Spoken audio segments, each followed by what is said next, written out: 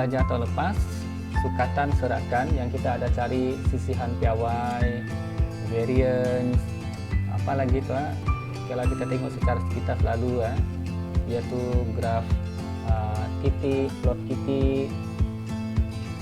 Apa lagi yang kamu orang belajar? Okey, plot titik ni harap kamu orang masih ingat ini. Ini adalah data yang tidak terkumpul. Okey. Kenapa kita panggil data tidak kumpul? Iaitu kerana kita tidak membuat apa-apa pengelasan. Dia buat macam ni saja. Data tu tidak terkumpul. Maksud saya kita tidak kategorikan dia adalah berada dalam kelas yang mana. Lepas tu dalam sukatan serakan kita akan cari apa hari tu nilai cerapan terkecil, terbesar, Q1, kuartil pertama, median, kuartil ketiga, variance, mean. Ini adalah yang kita belajar tahun lepas lah. Kekurangan, kelebihan dia. Lepas tu plot kotak.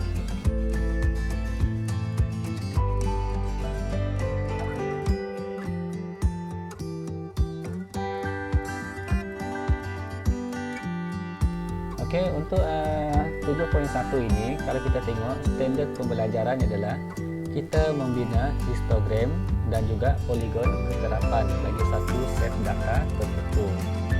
Dan ini adalah soalan yang sangat famous dalam SPM, iaitu membina histogram kerana markahnya adalah 12 markah paling besar. Sama ada dia akan keluarkan histogram ataupun poligon keterapan ataupun objek. Dia ada beberapa lah dia punya graf dan bentuk graf dia untuk sukatan serakan ini. Macam mana bentuk histogram, macam mana bentuk poligon kekerapan, ini kita akan kita akan bincang dengan lebih detail di sini ya. Okay, so ini biasanya 12 markah juga akan fokus biar kamu orang faham macam mana nak bina histogram dan juga poligon kekerapan. Sebenarnya kalau faham cara dia tak susah lah sebenarnya nak bina histogram dan poligon kekerapan ya. Cuma cikgu tidak pasti kalau kamu orang ada tidak kertas graf di rumah. Kalau kamu orang tidak ada kertas graf di rumah, cikgu boleh bagi send soft copy untuk kamu orang untuk kamu cetak sendiri ke ataupun macam mana. Membina histogram dan poligon kekerapan. So semasa di tingkatan 4, kamu orang sudah belajar macam mana cara mentafsir bagi data tidak terkumpul. Macam yang cikgu tunjukkan tadi buku teks form 4 tu. Ada plot batang dan daun dan juga plot titik. Itu adalah untuk data tidak terkumpul. So bagi untuk data yang terkumpul, kita akan membina suatu histogram ataupun poligon kekerapan bagi data tersebut. So bila nak bina histogram, kita mesti tahu tentang selang kelas,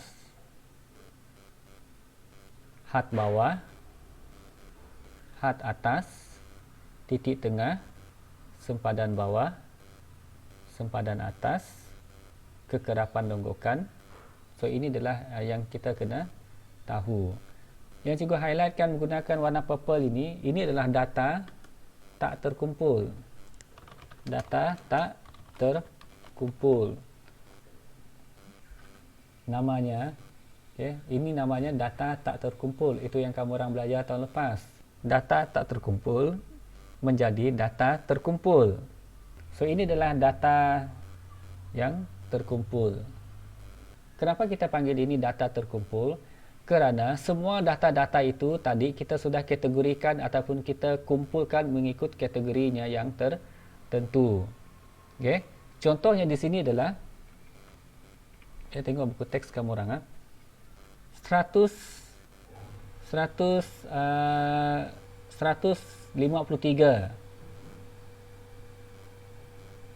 Harap dapat nampak dengan jelas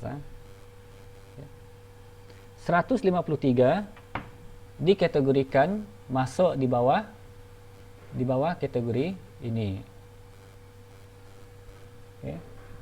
Dia sudah dimasukkan ke dalam kategori ataupun sudah dikumpulkan dalam kategori 150 hingga 154. 158 dia sudah dimasukkan ke dalam kategori tinggi 155 hingga 159 dan seterusnya. That's why ini dipanggil sebagai data yang terkumpul. Yang di atas ini data tak terkumpul, yang di bawah ini, jadual di bawah ini adalah data yang terkumpul. Okey. So untuk data terkumpul, pada mulanya dia akan ada dua kolom ataupun dua lajur, iaitu lajur tinggi dan kekerapan sahaja. Tinggi dan kekerapan sahaja. Kekerapan ini mewakili bilangan. Kata mudahnya, kekerapan itu adalah bilangan.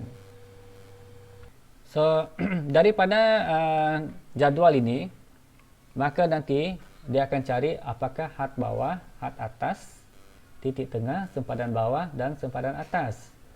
Okey, kalau kita tengok di sini, tengok di atasnya ada formula tadi kan. Tapi cikgu nak kamu orang faham macam mana nak mencari benda ni. Cikgu padamkan ini.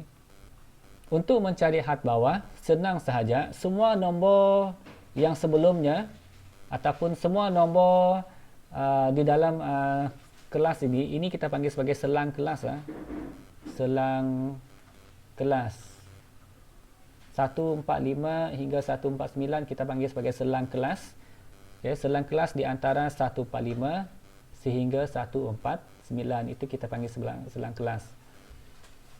Nombor yang sebelumnya ataupun nombor yang awal itu kita panggil sebagai had bawah. Adalah sebagai had bawah. Nombor yang sebelumnya di dalam selang kelas itu adalah mewakili had bawah. Nombor yang selepas itu adalah mewakili had atas. Ini bukannya tolak, ini maksudnya 145 sehingga 149, bukan tolak maksud ini. Dia adalah 145, tinggi 145 sehingga tinggi 149 cm. Kemudian kalau kita nak cari titik tengah senang sahaja. Nombor had bawah tambah dengan had atas kita bahagikan dengan 2. Nombor ini kita tambahkannya had bawah tambah dengan had atas kita bahagi 2. Itu namanya titik tengah. Kenapa bahagi 2? Sebab dia adalah berada di tengah-tengah. Berada di tengah-tengah. Ataupun dengan kata lain 145, 146, 147, 148, 149. So apakah nombor di tengah-tengah? Iaitu nombor 147. That's why kenapa titik tengahnya adalah 147. Bahagi 2, had bawah bahagi dengan tambah had atas bahagi 2. Itu adalah untuk mencari titik tengah. Titik tengah selang kelas. Sempadan bawah selalunya dia ada 0.5 belakangnya. 0.5 titiknya perpuluhan 5. Kalau kamu perasan sini boleh nampak dia punya corak dia ada 1.5 di belakang dia. So untuk mencari sempadan bawah memang ada formula di atas, tetapi cikgu tidak galakkan kamu orang hafal dia punya formula tu. Cikgu nak fahamkan kamu orang dia punya konsep macam mana kamu orang nak hitung. Kalau ingat formula saja nanti lalas kamu orang lupa macam mana nak hitung. Untuk sempadan sempadan bawah dulu kita tengok had bawah. Had bawah untuk mencari sempadan bawah, dia had bawah tolak dengan 0.5. Had bawah. Ataupun dengan kata lain, untuk konsepnya yang mudah, kerana kita tahu bahawa had bawah adalah 145, sebelum 145 adalah 144, kemudian 145. So di tengah-tengahnya adalah 144. Di tengah-tengah di antara 144 dengan 145 adalah 144.5. So itu adalah cara dia untuk buatnya. Tengok nombor yang sebelumnya tu, itulah sempadannya. So itu maksudnya sempadan bawah dia, maksudnya sempadan di antara 144 dengan 145 adalah 144.5. Kalau sempadan atas, kita tengok had atas. 149, 150.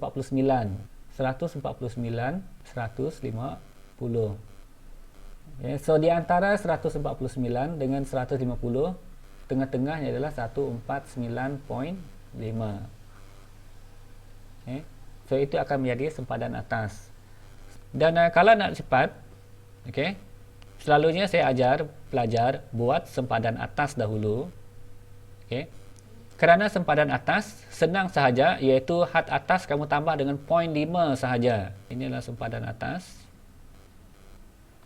So untuk sempadan atas dengan had atas, bezanya tambah 0.5, 0.5, 0.5, 0.5, 0.5 sahaja. Sempadan bawah, kamu copy bermula dengan 1495 tu, copy masuk ke sebelah dia. Salin sampai 169.5. So tak payahlah letak 174.5 di sini sebab data kamu cuma sampai baris itu sahaja. So kita patah balik, kerana di sini dia adalah menentukan saiz selang kelas. Ini adalah kelas-kelasnya. Apa yang dimaksudkan dengan selang kelas? Apa yang dimaksudkan dengan kelas? Selang kelas, saiz selang kelas. Ini jadi kelas. Kalau cikgu tukar ini menjadi yang sesuatu yang kamu orang boleh faham. Contohnya 5AL, kelas 5AL, 5BG, 5CL, 5DR, 5EP, 5FG. So, kalau cikgu tukar dalam bentuk ini, kamu fahamlah bahawa ini adalah semua adalah peta ini adalah mewakili kelas. Jelas So maksudnya contohnya kelas 5AL ada 2 orang, 5BG 3 orang, 5CL ada 6 orang. Itu contoh dia. Itu contoh untuk kamu orang faham apakah maksud kelas, selang kelas dan juga saiz selang kelas. Untuk ini kelasnya pula, instead of kita tulis dia punya selang kelas ni adalah 4AL, 5AL, 5BG semua tu, kita juga boleh gunakan nombor. Kelasnya adalah 145 hingga 149. So ini kita panggil selang kelas. Kerana dia ada nombor awal dan nombor akhir ataupun had bawah, had atas. So ini kita panggil sebagai selang, iaitu 145 sehingga 149. Itu adalah selang dia. And then saiz selang kelas. Berapa saiz selang kelas? Saiznya maksudnya adalah apakah kategori yang kita muatkan di situ. Kalau kita tengok selang kelas kita adalah 145 sehingga 149.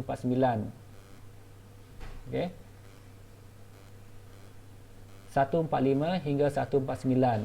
So dia bermula dengan 145, 146, 147, 148, 149. Jadi berapa saiznya? Iaitu sama dengan 5. Maksudnya di sini hanya orang yang dalam kategori 5 ini sahaja boleh masuk ke dalam kelas ini. Hanya 5 orang yang ada dalam kategori ini yang boleh masuk ke dalam kelas 145 hingga 149. 5 kategori ini sahaja, iaitu 145, 146, 147, 149 dan juga 148. Itu dinamakan sebagai saiz selang kelas. Saiz selang kelas.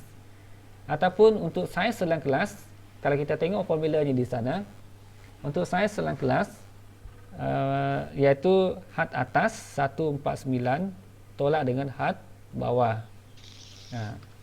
Tolak sama dengan 5. So ini adalah cara kita menentukan saiz ataupun kita nak tahu saiz selang kelas tu adalah apa. Okay, so ini adalah kita nak tengok dia punya berapakah saiz selang kelas. Okay, kita tengok balik data yang tidak terkumpul ini. Formula ini, saiz selang kelas ini adalah kita nak tengok dia punya berapa yang tadi tu sama dengan 5 kan.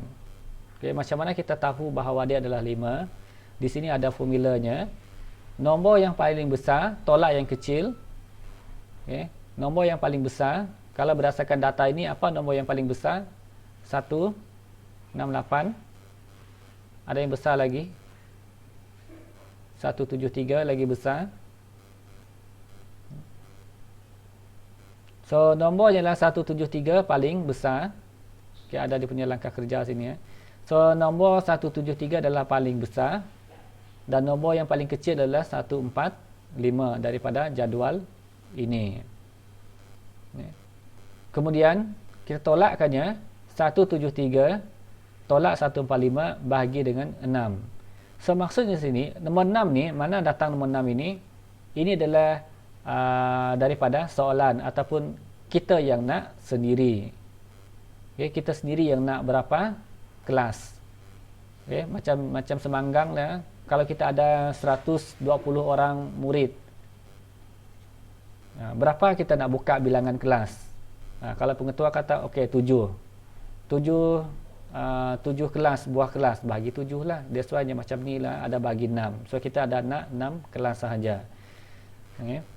So kalau kita tengok 120 bahagi 7 bersamaan dengan 17.14. Maksudnya dalam satu kelas itu cuma boleh ada murid dalam 17 hingga 18 orang sahaja. Okey. So itu maksudnya. So ini pun sama juga. Dalam situasi ini kita bahagikan dengan bilangan kelas. Okey, bilangan kelas ini mana datanya biasanya ada dinyatakan dalam soalan. Okey. Bilangan kelas ini boleh juga kalau kita nak jadikan 5. Okay, kalau 5-nya kalau jadi 5, maka nanti dia punya dalam jadualnya sudah berbeza lah. Okay, sudah berbeza. Okay. So saiz selang kelas adalah 5. Okay, saiz selang kelas adalah 5. Maksudnya, apa maksud 5 ini? Dia bermula dengan 145, 146, 147, 148, 149. So 5 sahaja boleh muat. Boleh muat dalam satu kelas. 5 kategori ini sahaja dalam satu kelas. Okay. Untuk yang lain, kalau contohnya ada lagi 150, maka dia akan berada dalam kelas yang berbeza. Okay. So inilah contoh satu, macam mana nak menentukan kesemuanya. Yang cikgu letak dalam petak warna merah ini adalah data tidak terkumpul. Okay. Data tak terkumpul. Okay. Hat bawah, nombor yang berada di awal dalam selang kelas tu 21, 31, 41, 51, 61, 71, 81. Okay. Hat bawah simple. Hat atas 30, 40, 50, 60, 70, 80 dan juga 90. Okey, hat bawah, hat atas tu senang nak cari dia, tak perlu nak tengok dia punya formula. Titik tengah, macam mana kita nak tengok titik tengah? Okey, jadi untuk titik tengah, hat bawah tambah hat atas bahagi 2. Ataupun kalau kamu orang lupa formula dia, kamu orang boleh buat senarai. Maksud cikgu senarai di sini adalah 21, 30. Apakah nombor di tengah-tengahnya? Kamu potonglah dari kiri ke kanan, potong. Potong. Tengok apa yang last berada di tengah. 5 dan juga 26. Maksudnya tengah-tengahnya adalah 25.5. Okay. Tengah-tengahnya, di tengah-tengah di antara 25 dengan 26 ni adalah 25.5. So titik tengah ini adalah 25.5. Seterusnya 35.5. Just follow saja. So ini adalah cara nak menentukan titik tengah. Untuk kekerapan, macam mana kita nak menentukan kekerapan? Kita menggunakan kaedah gundalan. Di sini bila kamu orang pindah data ataupun bila nak cari kekerapan, cikgu nak nasihatkan kamu orang buatlah dengan berhati-hati. Okey. Guna kaedah pangkah. 31 pangkah. Di mana kumpulan 31? 61 berada di kategori kelas 61 hingga 70.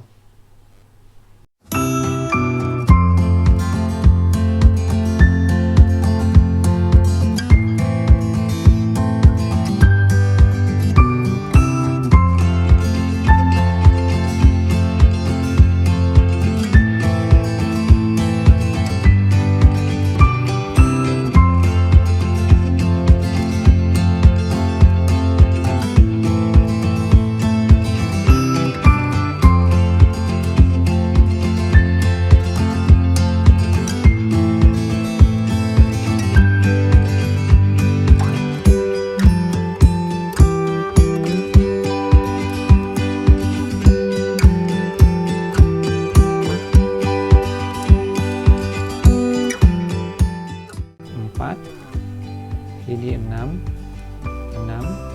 11, 9, 7 dan 5. So ini adalah menggunakan kaedah gundalan. So kalau kita ada satu set kelas, contohnya adalah tinggi cm, dan kita mula dengan 0.1 sehingga 0.5 contohnya 1, 2, 3, 4, 5. Okay. 0.6 sehingga 1.0, 1.1 sehingga 1.5, 1.6 hingga 2.0. Okey. So untuk had bawah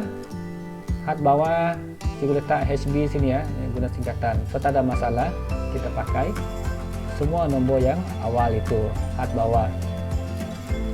Okey, had bawah. Kalau had atas, cikgu pakai HA ya untuk singkatkannya, nanti dia besar, grafnya besar. 0.5, 1.0, 1.5, 2.0. Titik tengah. Okey, untuk mencari titik tengah, nombor itu kita tambahkannya, had bawah tambah had atas bahagi 2. Okey, 0.1 tambah 0.5 bahagi dengan 2 sama dengan 0.6 bahagi 2 sama dengan 0.3. So 0.3 pada ini 0.8, 1.3, 1.8. So itu dah settle kerana dia ada formulanya had bawah tambah had atas. Macam mana pula dengan sempadan bawah dan juga sempadan atas?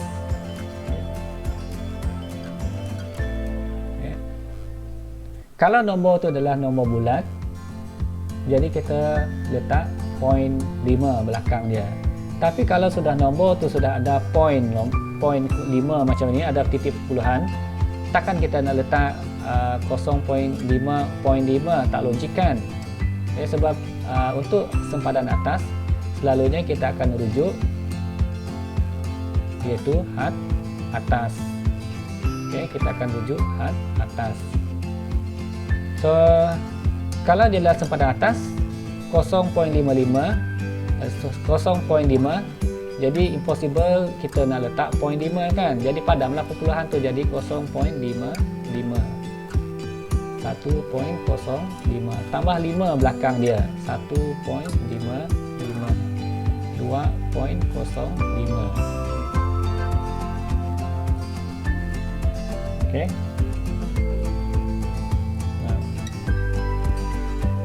Sebab dalam satu nombor tu takkan ada dua titik perpuluhan kan.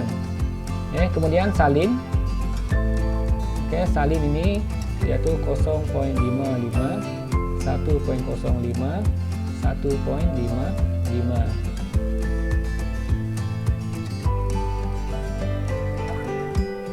Dan nombor yang ini dalam peta merah ini, iaitu kita tengok 0.1. Okay, kerana dia adalah refer kepada sempadan bawah sebenarnya. Sempadan bawah 0.1 sebelum 0.1 adalah kosong.